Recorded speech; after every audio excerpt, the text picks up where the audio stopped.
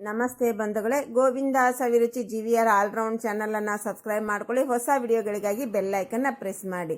ಇವತ್ತಿನ ವಿಶೇಷ 50 ವರ್ಷಗಳ ಹಿಂದೆ ನಮ್ಮ ಮುತ್ತಜ್ಜಿಯವರು ಮಾಡುತ್ತಿದ್ದಂಥ ಸಾಂಪ್ರದಾಯಿಕವಾದ ರವಾ ಲಡ್ಡುವನ್ನು ಯಾವ ರೀತಿ ಮಾಡೋದಂತ ತೋರಿಸ್ಕೊಡ್ತಾ ಇದ್ದೀನಿ. ಸ್ಕಿಪ್ ಮಾಡದೆ ಪೂರ್ತಿ ವಿಡಿಯೋನ ನೋಡಿ. ಕಡಿಮೆ ಖರ್ಚು, ಕಡಿಮೆ ಸಮಯ, ಕಡಿಮೆ ಇಂಗ್ರೀಡಿಯೆಂಟ್ಸ್ನಿಂದ ಸೂಪರ್ ಆಗಿರುವಂಥ ಜಾಸ್ತಿ ಕ್ವಾಂಟಿಟಿಯಲ್ಲಿ ಕಡಿಮೆ ಖರ್ಚಿನಲ್ಲಿ ನಮಗೆ ಈ ಲಡ್ಡು ಉಂಡೆ ಅನ್ನೋದು ರೆಡಿ ಆಗುತ್ತೆ. ತುಂಬ ಅಂದರೆ ತುಂಬಾನೇ ಚೆನ್ನಾಗಿರುತ್ತೆ.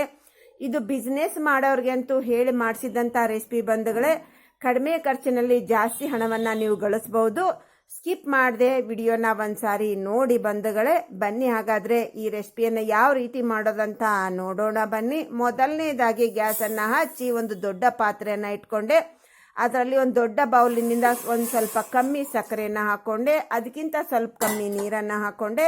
ಸಕ್ಕರೆ ಮೇಲೆ ಸ್ವಲ್ಪ ಹೀಗೆ ನೀರು ನಿಂತರೆ ಸಾಕು. ಇದನ್ನ ಸ್ವಲ್ಪ ಮಿಕ್ಸ್ ಮಾಡ್ಕೋಬೇಕು. ಹಾಕಿದ ತಕ್ಷಣ ಹಾಗೆ ಬಿಡಲಿಕ್ಕೆ ಹೋಗಬೇಡಿ, ಯಾಕಂದ್ರೆ ಸಕ್ಕರೆ ಅನ್ನೋದು ಕೆಳಗಡೆ ಗಟ್ಟಿ ಕೂತ್ಕೊಂಡಿರುತ್ತೆ. ನಾವು ಹಾಗೆ ಬಿಟ್ಟರೆ ತಳ ಹಿಡುತ್ತೆ. ಸ್ವಲ್ಪ ಇದನ್ನ ಮಿಕ್ಸ್ ಮಾಡಿ ಇನ್ನೊಂದು ಒಲೆಗೆ ನಾನು ಟ್ರಾನ್ಸ್ಫರ್ ಮಾಡ್ಕೋತಾ ಇದ್ದೀನಿ.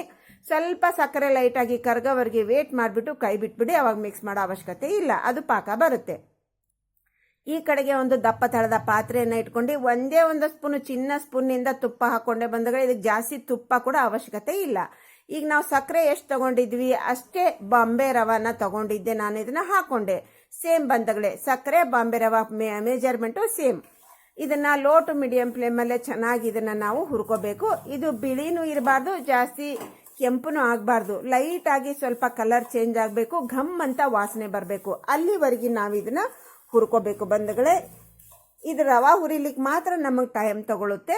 ನಂತರ ನಾವು ಒಣ ಕೊಬ್ಬರಿ ತುರಿಯನ್ನು ತುರಿದಿಟ್ಟುಕೊಂಡಿದ್ದೆ. ಇದು ನಿಮ್ಮ ಇಷ್ಟಾನುಸಾರ ಎಷ್ಟಾದರೂ ಹಾಕೋಬಹುದು, ಇಷ್ಟೇ ಹಾಕಬೇಕಂತ ಏನೂ ಇಲ್ಲ. ಇದು ರವಾ ಹುರಿದಷ್ಟು ಟೈಮ್ ಏನು ತಗೊಳ್ಳಲ್ಲ, ಬೇಗನೆ ಫ್ರೈ ಆಗುತ್ತೆ. ಇದು ತುಂಬ ಅಂದರೆ ತುಂಬಾ ಈಸಿಯಾಗಿ ಮಾಡೋದು, ಯಾರು ಬೇಕಾದರೂ ಮಾಡಬಹುದು. ನಮ್ಮ ಆಣ ಪರ್ಫೆಕ್ಟ್ ಆಗಿ ಬಂತು ಪಾಕ ಅಂತಂದರೆ ನಮ್ಮ ಲಡ್ಡು ಅನ್ನೋದು ಉಂಡೆ ಅನ್ನೋದು ತುಂಬಾ ಸೂಪರ್ ಆಗಿ ಬರುತ್ತೆ.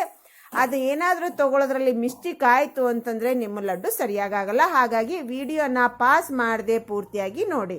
ಈಗ ನಾನು ಕಂಪ್ಲೀಟಾಗಿ ರವೆ ಚೆನ್ನಾಗಿ ಹುರಿದಾಯಿತು, ಘಮ ವಾಸನೆ ಬರ್ತಾ ಇದೆ. ಗ್ಯಾಸನ್ನು ಆಫ್ ಮಾಡಿಕೊಂಡೆ. ಈ ಕಡೆ ಪಾಕ ಕೂಡ ನೋಡಿ, ನಮ್ಮ ಚೆನ್ನಾಗಿ ದೊಡ್ಡ ದೊಡ್ಡ ಗುಳ್ಳೆ ಬರ್ತಾ ಇದೆ ಅಂದಾಗ ಆಲ್ರೆಡಿ ನಮ್ಮ ಪಾಕ ಬಂದಿದೆ ಅಂತಲೇ ಅರ್ಥ. ಒಂದ್ಸಾರಿ ಚೆಕ್ ಮಾಡ್ಕೊಳ್ಳೋಣ.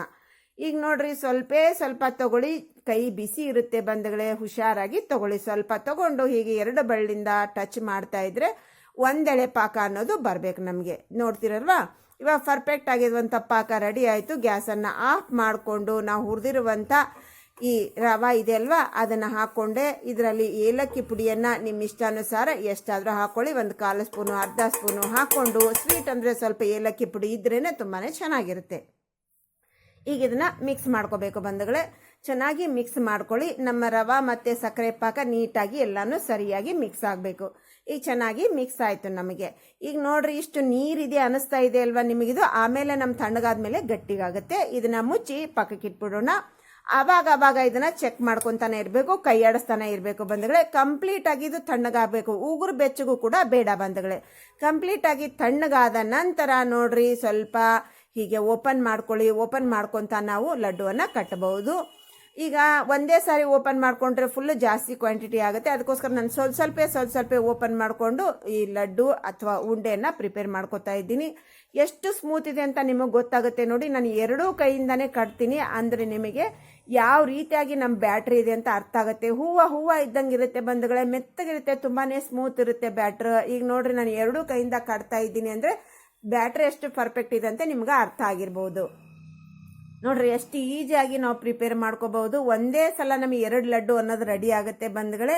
ಕಡಿಮೆ ಸಮಯದಲ್ಲಿ ಜಾಸ್ತಿ ಲಡ್ಡುವನ್ನು ನಾವು ಪ್ರಿಪೇರ್ ಮಾಡ್ಕೋಬಹುದು. ಎಷ್ಟೊಂದು ಬೆನಿಫಿಟ್ ಇದೆ ಅಲ್ವಾ. ನಮ್ಮ ಈ ಹಳೆ ಕಾಲದ ಅಜ್ಜಿಯರದ ಐಡಿಯಾ ನೋಡಿ ಯಾವ ಥರ ಇದೆ ಅಂತ. ಈಗ ನೋಡ್ರಿ, ನಮ್ಮ 90% ನಾವು ಲಡ್ಡು ರೆಡಿ ಆಯಿತು ಅಂದಾಗ, ಸ್ವಲ್ಪ ಬ್ಯಾಟ್ರಿ ಇದೆ ಅಂದಾಗ ಎಲ್ಲಾನು ಮಿಕ್ಸ್ ಮಾಡ್ಕೊಂಬಿಡಿ. ಹೀಗೆ ನೋಡ್ರಿ, ಇವಾಗ ನೋಡ್ರಿ ಎಷ್ಟು ಹಗರವಾಗಿ ಕಾಣ್ತಾ ಇದೆ ನಮ್ಮ ಬ್ಯಾಟ್ರು, ಎಷ್ಟು ಪರ್ಫೆಕ್ಟ್ ಆಗಿದೆ. ಹೂವು ಇದ್ದಂಗಿದೆ ಬಂಧುಗಳೇ. ನಿಮಗೆ ಲಡ್ಡು ಒಂದೇ ಈವನ್ ಆಗಿ ಎರಡು ಕೈಯಿಂದ ತಗೊಳ್ಳಿಕ್ಕೆ ಬರಲ್ಲ ಅಂದರೆ ಫಸ್ಟಿಗೆ ಬಲಗೈಯಿಂದ ತಗೊಂಡು ಅದನ್ನು ಎಡಗೈಗೆ ಹಾಕೊಳ್ಳಿ. ಅಷ್ಟೇ ಬ್ಯಾಟ್ರನ್ನ ಬಲಗೈಲೇ ತಗೊಳ್ಳಿ. ನಂತರ ಸ್ವಲ್ಪ ಲೈಟಾಗಿ ಫಸ್ಟಿಗೆ ಪ್ರೆಸ್ ಮಾಡ್ಕೊತಾ ಬನ್ನಿ. ಫಸ್ಟಿಗೆ ಫಾಸ್ಟ್ ಮಾಡಲಿಕ್ಕೆ ಹೋಗಬೇಡಿ. ಅದು ಉಂಡೆ ಹದಕ್ಕೆ ಬಂತು, ಸ್ವಲ್ಪ ಗುಂಡ ಆಯಿತು ಅಂದಾಗ ನೀವು ಎಷ್ಟು ಫಾಸ್ಟಾಗಿ ಕೂಡ ಇದನ್ನು ಮೂಮೆಂಟ್ ಮಾಡ್ಕೋಬಹುದು. ಈಸಿಯಾಗಿ ನಾವು ಲಡ್ಡುವನ್ನು ಕಟ್ಕೋಬಹುದು. ಈಗ ಎಷ್ಟು ಫಾಸ್ಟಾಗಿ ಮಾಡಿದ್ರು ಉಂಡೆ ಅನ್ನೋದು ನೀಟಾಗಿ ಓಡಾಡ್ತಾನೆ ಇರುತ್ತೆ. ನೋಡಿದ್ರಲ್ವಾ ಎಷ್ಟು ಈಜಿ ಮಾಡೋದಂತ. ನೋಡ್ರಿ, ಕಡಿಮೆ ಕ್ವಾಂಟಿಟಿಯಲ್ಲಿ ನಮಗೆ ಎಷ್ಟು ಲಡ್ಡು ಆಗಿದೆ. ನಾವು ತೊಗೊಂಡಿರೋದು ಒಂದು ಬೌಲಕ್ಕಿಂತ ಸ್ವಲ್ಪ ಕಮ್ಮಿನೇ. ಇದು ಓಪನ್ ಮಾಡಿ ಕೂಡ ತೋರಿಸ್ತೀನಿ ನಿಮಗೆ ಎಷ್ಟು ಪರ್ಫೆಕ್ಟ್ ಆಗಿದೆ, ಎಷ್ಟು ಸ್ಮೂತ್ ಆಗಿದೆ ಅಂತ. ಅವಾಗ ಅರ್ಥ ಆಗುತ್ತೆ ನಿಮಗೆ ಇದು ಎಷ್ಟು ಈಜಿ ಮಾಡೋದು, ಎಷ್ಟು ಕ್ವಾಂಟಿಟಿ ಆಗುತ್ತೆ ಬಂಧುಗಳಂದ್ರೆ ಅಷ್ಟು ಕ್ವಾಂಟಿಟಿ ಆಗುತ್ತೆ. ಇದು ನೋಡ್ರಿ, ಆಹಾಹಾ ಸೂಪರ್ ಆಗಿದೆ ನೋಡ್ರಿ. ಇವಾಗ ನೋಡ್ರಿ, ಪ್ರೆಸ್ ಮಾಡ್ತೀನಿ ನಾನು. ಮತ್ತೆ ನಾನು ಕೈಯಿಂದ ಕೂಡ ಕಟ್ಟಲ್ಲ, ಬರೀ ಪ್ರೆಸ್ ಮಾಡ್ತೀನಿ. ಎರಡೂ ಕಡೆ ಬಳ್ಳಿನಿಂದ, ಎರಡೂ ಕೈಯ ಬಳ್ಳಿನಿಂದ ಪ್ರೆಸ್ ಮಾಡಿದೆ. ನೀಟಾಗಿ ಪ್ಯಾಚಪ್ ಆಯ್ತದು. ಇವಾಗ ಅರ್ಥ ಆಯ್ತಲ್ವಾ ನಿಮ್ಗೆ ಎಷ್ಟು ಪರ್ಫೆಕ್ಟ್ ಆಗಿರುವಂಥ ಉಂಡಿ ರೆಡಿ ಆಯಿತು ಅಂತ. ನೋಡಿದ್ರಲ್ವಾ ಬಂಧುಗಳೇ ಯಾವ ರೀತಿಯಾಗಿ ಮಾಡ್ಬೇಕಂತ. ಟ್ರೈ ಮಾಡಿ ನಿಮ್ಗೆ ಹೇಗೆ ಅನಿಸ್ತು ಅನ್ನೋದನ್ನ ಕಮೆಂಟ್ ಸೆಕ್ಷನ್ನಲ್ಲಿ ತಿಳಿಸೋದನ್ನ ಮರಿಬೇಡಿ. ಯಾರೆಲ್ಲ ಸಬ್ಸ್ಕ್ರೈಬ್ ಮಾಡ್ಕೊಂಡಿಲ್ಲ ಪ್ಲೀಸ್ ಸಬ್ಸ್ಕ್ರೈಬ್ ಮಾಡಿ. ಇವತ್ತಿನ ರೆಸಿಪಿಯನ್ನು ಮುಗಿಸೋಣ. ಇನ್ನೊಂದು ರೆಸಿಪಿಯಲ್ಲಿ ಸಿಗೋಣ. Thanks for watching.